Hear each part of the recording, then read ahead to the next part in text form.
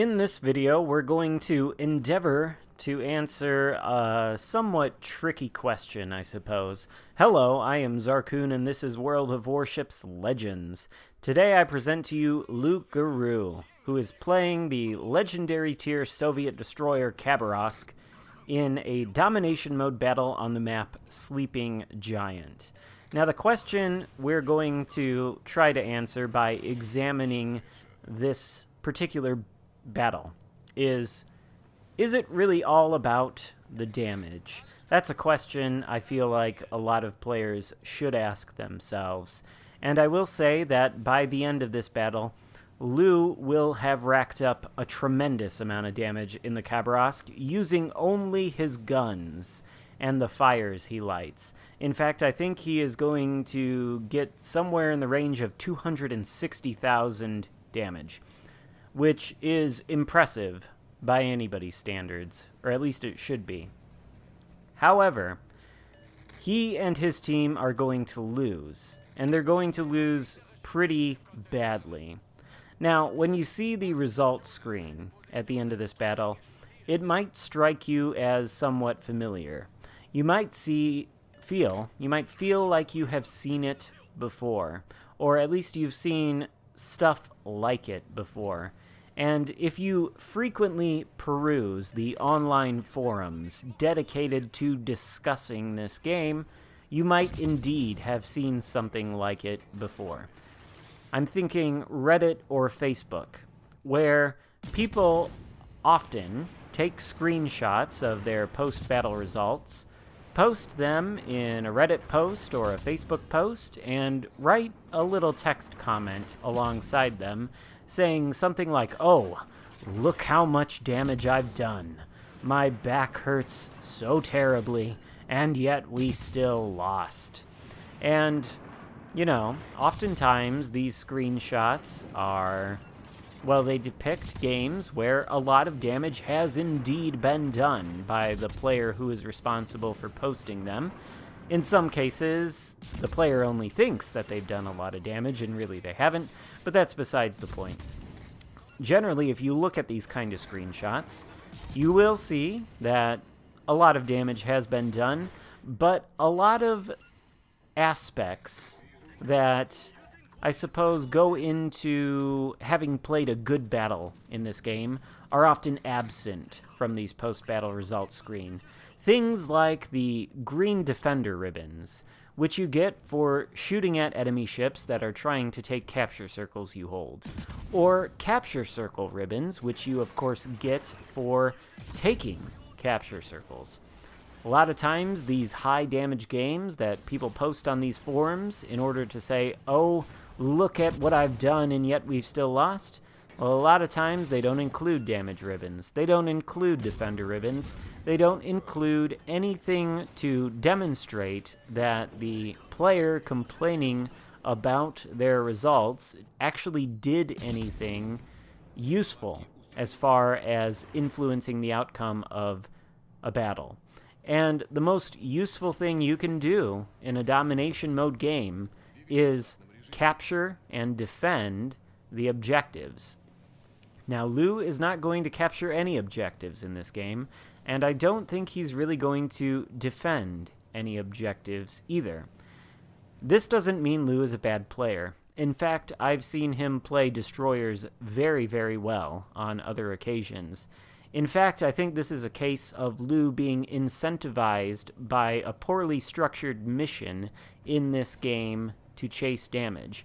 The mission appears in the, I think it's called the Heroic Effort set of missions, which is essentially a hard mode havoc that appears to be lasting for, I don't know if it lasts for all of the ongoing Georgia campaign or for half of it or whatever.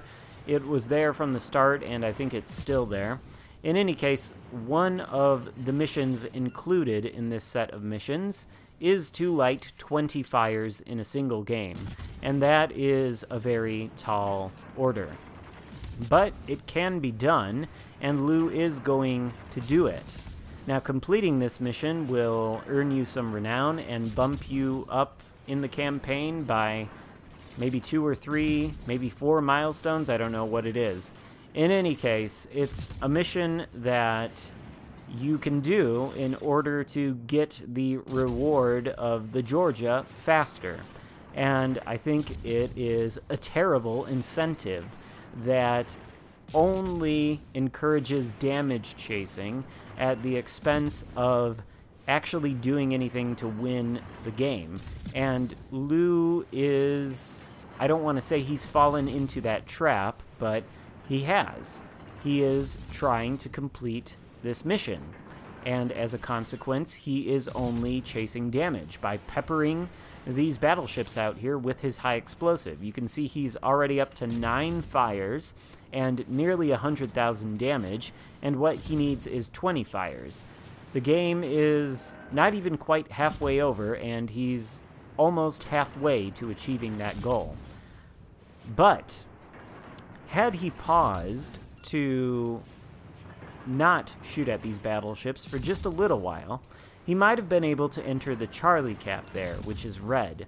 And even though he has terrible concealment on this build, I think he's got a sea detectability range of 8.1 kilometers, these are 3 battleships. They're the only ships on this side of the map. They're busy exchanging fire with the friendly battleships down to the south, and there is an island there. You can see Lou is looking at the Iowa over it. Now, the Iowa hadn't always been in that position. Earlier, he was behind the island. So I think there was a good opportunity for Lou to get inside that Charlie cap and flip it for his team without really any risk of being spotted. Now, after he had flipped it, if he had chosen to go that route, then he could have resumed his campaign of farming these battleships. And if he'd done that, well, he would have put his team in a better position to win. But, as it stands, the enemies initially flipped the Bravo cap. There was a destroyer over there, and the enemy destroyer flipped Bravo. The other friendly destroyer on Lou's team went and flipped it back, but as you can see, it is turning red once more. And an interesting note about the friendly aircraft carrier. Note his position all the way to the south at the map border.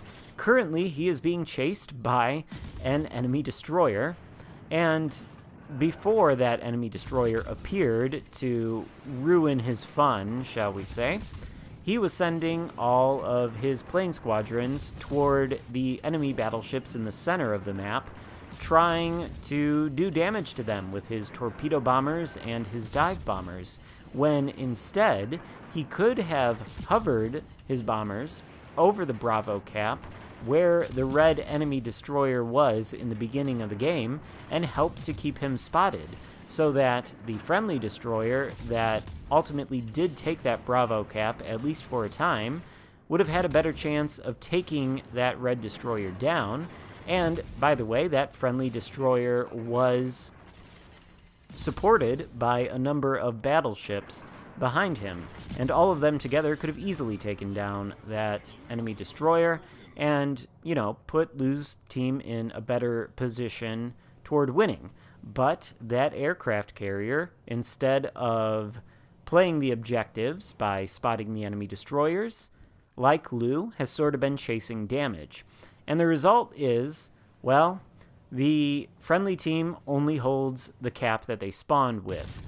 The enemy team holds 2 caps. They've taken down a number of ships, and they have nearly double the points, or 300 more points at least, than the friendly team.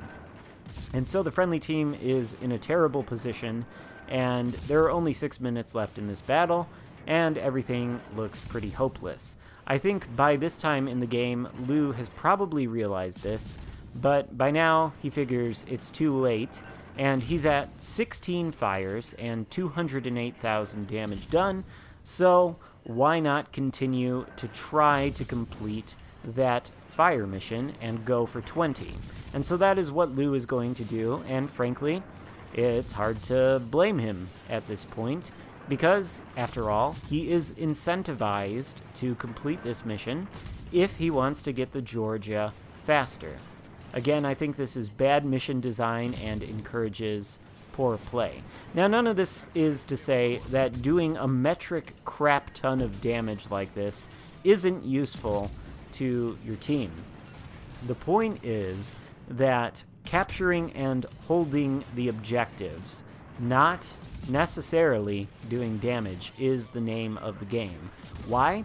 Well, because the objectives give you a passive income of points for as long as you hold them. They continue spitting out points every tick, and those points go toward contributing to helping your team win.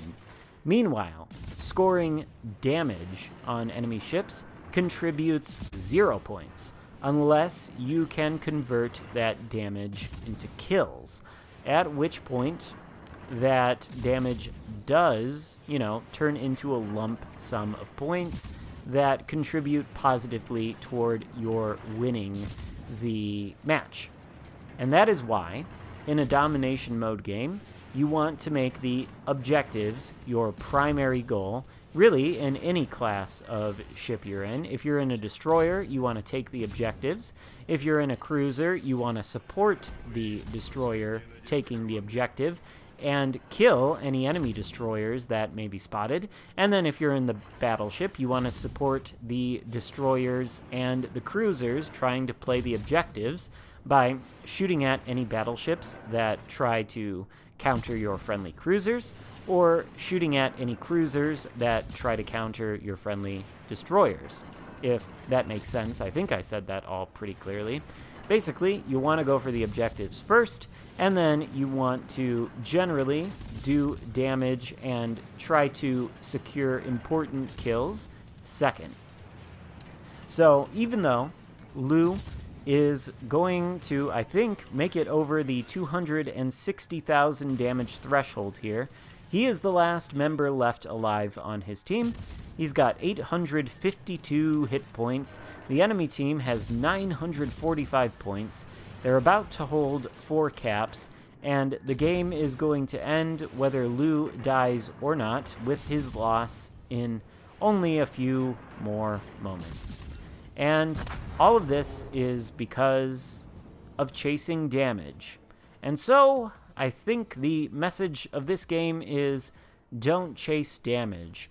Focus on the objectives first, and then go for damage second, because the objectives are the more efficient way of getting points, and you don't get any points for doing damage unless your damage is converted into kills. Still, certainly an impressive damage total for Lu, and if you are struggling with that 20 fires mission, well, here is a way that you could potentially complete it. So I hope you enjoyed the video. I hope you didn't think I was too harsh on you, Lu. And thank you so much for watching. I will see you next time. Goodbye.